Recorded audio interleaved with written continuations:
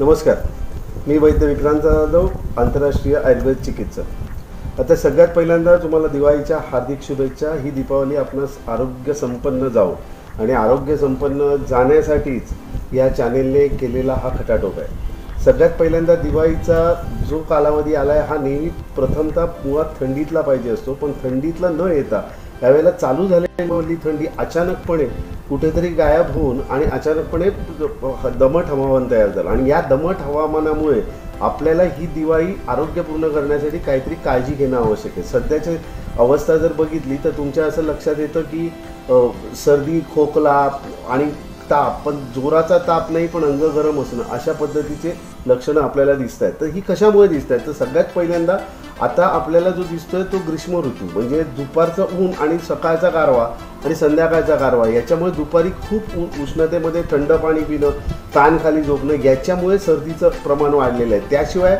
असलेले फराळाच्या पदार्थांचं टेस्टिंग झालं आहे, त्याच्यामुळे घशाला सूज यायला सुरुवात झाली। बरं, घशाला सूज आली की आणखी गंमत होते, ती म्हणजे नंतर कफ होतो आणि नंतर आपण काहीतरी घट्ट रात्रीच्या गारव्याने ते आणखी कफ घट्ट होतो आणि त्यामुळे कफाचा त्रास होतो। तर या वातावरणामध्ये सगळ्यात पहिल्यांदा दुपारी फॅन खाली न झोपणं, गरमच पाणी पिणं, त्याशिवाय जेवणामध्ये किंचित आलं किंवा आल्याचा रस ठेवणं हे सगळ्यात महत्त्वाचं आहे। त्याशिवाय ज्या वेळेला फराळ आपण घेतो त्यावेळेला कुठचाही फराळ घ्या, गोड घ्या किंवा तिखट घ्या, तिखट असतो तो तेलकट असतो, तर त्यामुळे ह्या तेलकट फराळानंतर गार पाणी पिणं हे टाळलं पाहिजे, कारण पाणी पिल्याने तुमच्या घशाला त्रास होऊ शकतो। त्यामुळे गरम पाणी पिणं हे अपेक्षित आहे आरोग्यासाठी।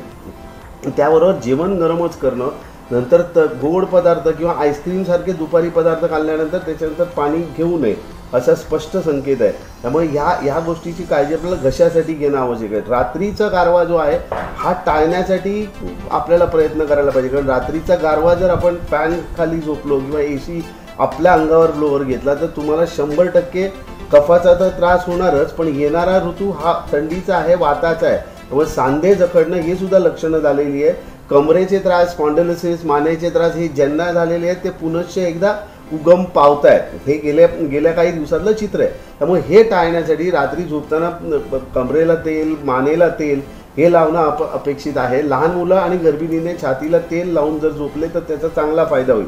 वृद्धांनी साहजिकच आता अभ्यंग स्नान आहे, पण अभ्यंग स्नान एका दिवशी न करता सातत्याने तुम्ही करणं आवश्यक आहे अभ्यंग। त्यामुळे त्या ठिकाणी तुम्ही सगळ्या सांध्यांना तेल लावणं, गुडघ्याला तेल लावणं आणि साधं तिळाचं तेल लावलं तरी त्याचा चांगला उपयोग होऊ शकतो। उरला प्रश्न तिखट खाण्याचा, तर तेलकट पदार्थ शक्यतो वातावरण सेट होईपर्यंत खाऊ नका। म्हणजे तेलकट म्हणजे तेल असलेलं तर्रीवालं, नाशिककरांसाठी एक खासकर मिसळीचं मी उदाहरण देईन की त्यावेळेला तेल जे आहे तर्रीचं टाळलेलं बरं। तर त्यामुळे तेलकट पदार्थ खाऊ नका आणि जड पदार्थ खाल्ल्यानंतर पाणी पिऊ नका। त्याशिवाय भाताचा प्रयोग जास्त करा, खोबऱ्याचा प्रयोग तुम्ही 100% जास्त करा, त्यामुळे तुम्हाला चांगला फायदा होऊ शकतो, म्हणजे चांगला फायदा होतो। त्याबरोबर मांसाहारी लोकांनी मांसाहार जपून करावा, कारण मांसाहारी लोकांनी मांसाहार जर जपून केला तरच तुमचं आरोग्य चांगलं राहील, कारण नाही तर मग जड पडून जुलाब होणं, पित्ताचा त्रास वाढणं ही लक्षणं होऊ शकतात। त्यामुळे केसांच्या आरोग्यासाठी केसांना तेल लावणं आवश्यक आहे। केसांचं तेल लावा, सर्वांगाला तेल लावून तुम्ही दुधाची साय लावली तरी सुद्धा तुम्हाला चांगला फायदा होईल।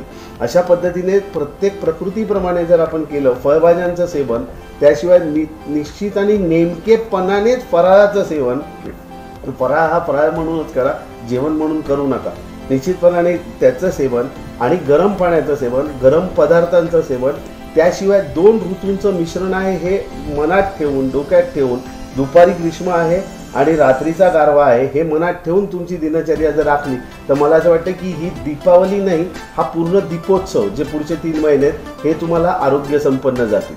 धन्यवाद।